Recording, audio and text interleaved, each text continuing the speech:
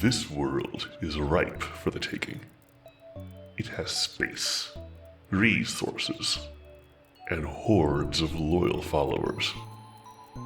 Through our magic and military might, we will conquer this polygonal land and ensure our survival, as we always have.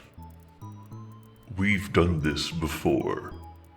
We surveil the cosmos looking for those in peril, as they're easy to sway. And these Polaris were no different. They were starving, they were freezing, and they were hopeless. Good, as we looked for the hopeless. We offered them food and warmth, and in exchange they swore themselves to us.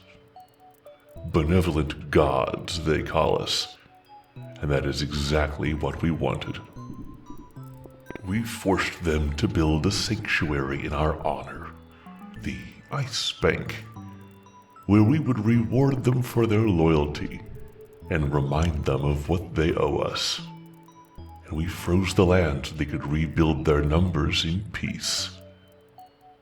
We trained them to use our magic to power their devices, so they may freeze everything in sight in our name.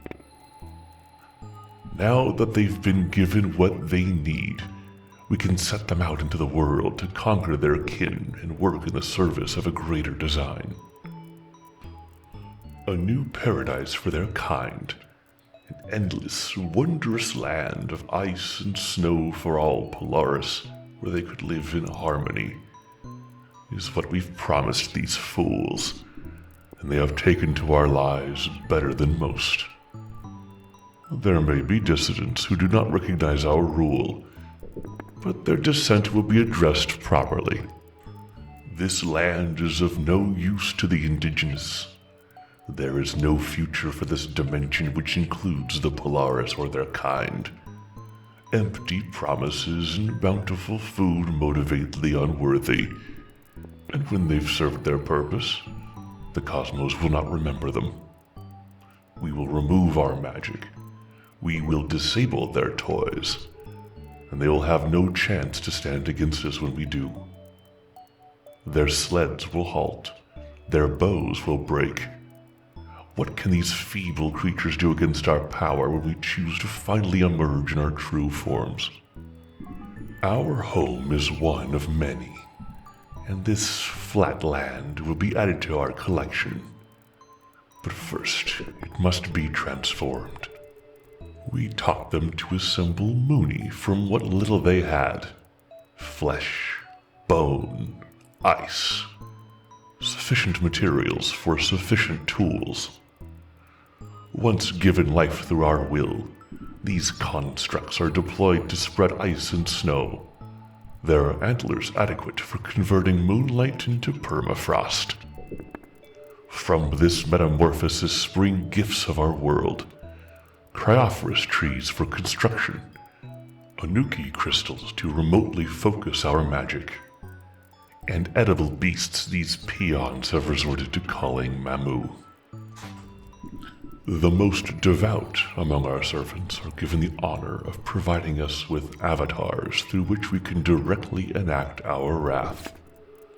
Towering edifices possessed by our kind, able to channel our frigid magics, withstand the attacks of the insects unworthy of this place.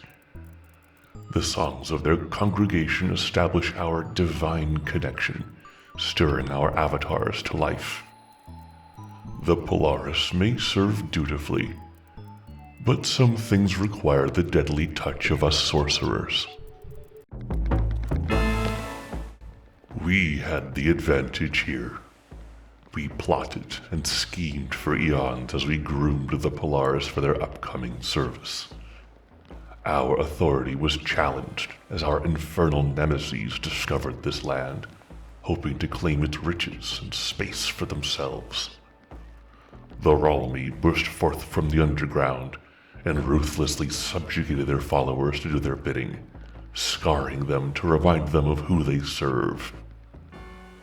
We have done this dance with the Ralmi many times before.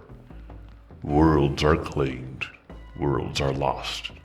Battlefields freeze, battlefields burn. We advance, we withdraw. The pattern persists. We hunt each other, we wage our skirmishes with the locals, and we struggle in our infinite war with these fiends. Our history against the Ralmi is vast. The Ralmi are not unlike us, as they hail from a world of fire and ash, and provide their enslaved followers with their own gifts, Tuagama and Igmina crystals. They too have a vested interest in this land, and must transform it to support their kind. They have sent their forces to cover the land in lava and rock, but the similarities end there. They tell themselves they can match us. They believe themselves to be superior, but we know our victory is inevitable. Every conquered world brings us closer. Every battlefield leads us to their end. This foreign soil is not the first world to freeze in our name, nor will it be the last. When this battlefield falls silent, more will already be waiting for our presence.